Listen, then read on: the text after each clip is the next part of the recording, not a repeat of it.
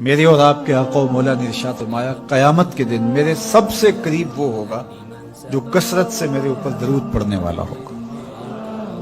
تو یہ حضور کی قربت کا ضامن ہے درود، تو اس لیے اپنی اولاد کو حضور علیہ السلام پر درود پڑھنے کی ترغیب دو۔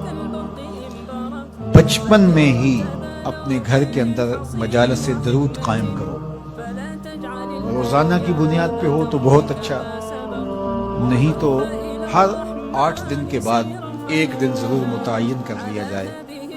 جمعۃ المبارک کے دن کثرت کے ساتھ درود پڑھنے کی ترغیب دی گئی ہے، اور فرمایا اس دن فرشتے حاضر ہوتے ہیں۔ تو حضرت ابو درداء رضی اللہ تعالی عنہ نے عرض کی، یا رسول اللہ صلی اللہ علیہ وسلم، آپ کی حیات طیبہ میں تو ٹھیک ہے، لیکن جب آپ انتقال کر جائیں تو کیا اس کے بعد بھی یہ عمل جاری رکھا جائے؟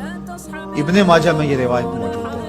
تو حضور علیہ السلام نے حضرت ابو درداء سے فرمایا، ہاں میرے وصال کے بعد بھی اس عمل کو جاری رکھنا، اور ساتھ ارشاد کیا کہ ان اللہ حرم علی الارض ان تاکل اجساد الانبیاء فنبی اللہ حی یرزق، اللہ نے مٹی پر حرام کر دیا ہے کہ وہ نبیوں کے جسموں کو کھائے، نبی قبروں میں زندہ ہوتے ہیں، ان کو رزق بھی دیا جاتا ہے۔ تو کہا کہ یہ میرے بعد بھی میرے اوپر درود کے سلسلے کو جاری رکھنا۔ تو ایک مومن تو درود کے ساتھ جڑا ہوا ہے، وہ تو درود کے بغیر دن گزار ہی نہیں سکتا، الگ سے نہ بھی پڑھے تو اس کو نماز کے اندر درود پڑھنا ہی ہوتا ہے۔ درود ابراہیمی تو نماز کا حصہ بنا دیا گیا، اور اس کو کثرت کے ساتھ درود پڑھنے کی ترغیب دی گئی۔ تو درود ایک ایسا وظیفہ ہے کہ جو اپنی زندگی میں جتنا زیادہ شامل کر سکتے ہو اتنا زیادہ شامل کر لو۔ ویسے بھی درود پڑھنے سے بچوں میں تقدس پیدا ہوتا ہے، بچے پاک دامن رہیں، عفت مآب رہیں، ان کی طبع میں تقدس رہے۔ آپ چاہتے ہیں، ہر ماں باپ چاہتا ہے، اور پھر دور موجود کے اندر جو فتنے ہیں تو بہت ضروری ہے کہ ہماری اولادیں تقدس مآب رہیں، تو ان کو درود کی ترغیب دو، تو اس کا عملی نتیجہ یہی ہوگا کہ ان میں تقدس کا جوہر پیدا ہو اور ان کی عصمت کی حفاظت رہے۔ اور درود شریف پڑھنے والے بچے اور درود شریف نہ پڑھنے والے بچے دونوں کی عادات میں فرق ہوتا ہے۔ درود پڑھنے والوں کی طبع میں رقت، لطافت، نرمی، محبت، شفقت جیسے جذبات پیدا ہوتے ہیں۔ یہ درود شریف کا عملی نتیجہ ہے۔ بعض لوگوں کو شکایت ہوتی ہے کہ ہمارے بچے بڑے اکھڑ ہیں، بڑے تند مزاج ہیں، بڑے سخت گیر ہیں، تو اس کا علاج کیا ہے؟ تو اس کا علاج یہی ہے کہ ان کو درود کی تسبیح دو۔ درود اکڑ توڑ دیتا ہے، طبیعت کی تندی نکال دیتا ہے، طبائع کی تلخیاں ختم کر دیتا ہے، محمد عربی کے نام کی مٹھاس پیدا کر دیتا ہے۔ حضور کا نام شہد سے میٹھا ہے، دل آویز ہے، کھنڈ میں اتنی مٹھاس نہیں ہے، شکر اور گڑ میں اتنی مٹھاس نہیں ہے، شہد میں اتنی مٹھاس نہیں ہے، قند اور نبات میں اتنی مٹھاس نہیں ہے جتنی نام محمد میں رکھی گئی۔ ان کا نام لبوں پر آئے، میٹھا میٹھا منہ ہو جائے، ان کے بول بہاروں جیسے اور اصحاب ستاروں جیسے، ان سا پیارا اور نہ کوئی، ان سے بچھڑ کے لکڑی روئی، جب وہ سیر کو جایا کرتے سر پہ بادل سایا کرتے۔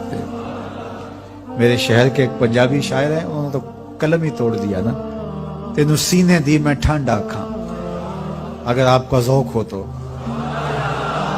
تینوں سینے دی میں ٹھنڈ آکھاں، شہد گلاب تے کھنڈ آکھاں، تینوں نبیاں دا میں لاڑا آکھاں، تیرے ہجر دے وچ میں ہاڑا آکھاں۔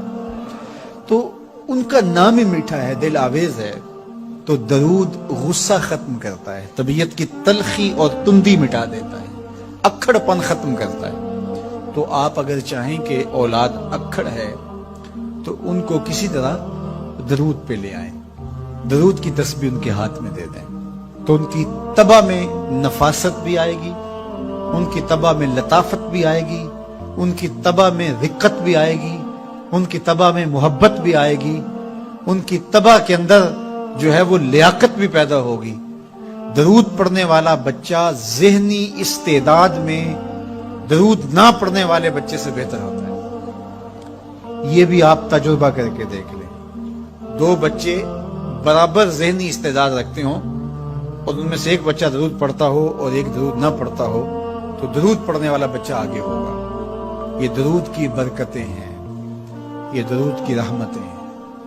تو درود کثرت سے پڑھنا اپنی اولاد کو سکھائیں گے.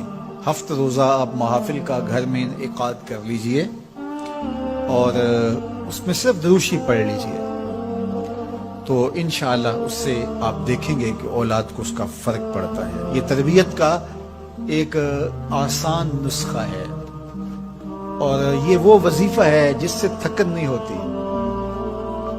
یہ وہ وظیفہ ہے جس سے طبیعت میں تلخی نہیں آتی. کہتے ہیں وظیفہ میں نے پڑھا ہے تو وظیفہ پڑھتے پڑھتے میری طبیعت میں یہ ہو گیا. وہ بات کہتے ہیں وظیفہ الٹ پڑ گیا ہے. بڑے وظیفے الٹ پڑھ سکتے ہیں لیکن درود الٹ نہیں پڑتا. درود ہے ہی سیدھا, یہ الٹوں کو بھی سیدھا کر دیتا ہے. تو درود پڑھیں اور یہ منہ بھی میٹھا رکھے گا, یہ دل بھی ٹھنڈا رکھے گا